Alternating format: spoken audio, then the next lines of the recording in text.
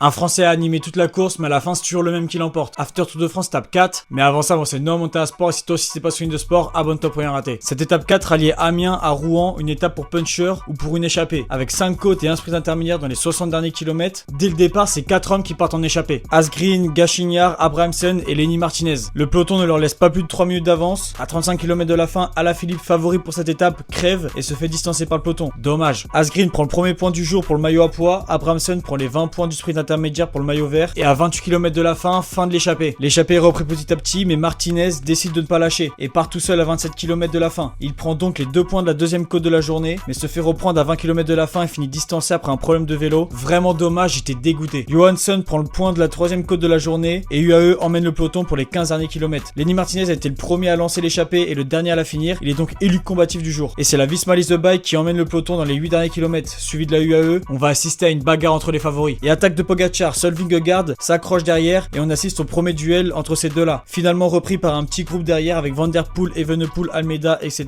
Et 2 Français encore derrière, Vauquelin et Grégoire. Les favoris s'attaquent jusqu'à la fin et dans le dernier sprint, c'est Pogacar qui s'impose finalement et remporte la 100e victoire de sa carrière, juste devant Van Der Poel qui garde son maillot jaune. Et Vingegaard 3e. Romain Grégoire premier français et 5e. Remco est toujours là 7e et Vauquelin top 10 qui garde son maillot blanc. Milan reste en vert et Wellens toujours maillot à pois. Demain l'étape 5 sera un contre-la-montre de 33 km et c'est là que l'écart entre les favoris va se creuser. On espère une victoire de Bruno Armirail, le champion de France du contre-la-montre. Et pour toi, c'est qui le favori? Allez, à demain.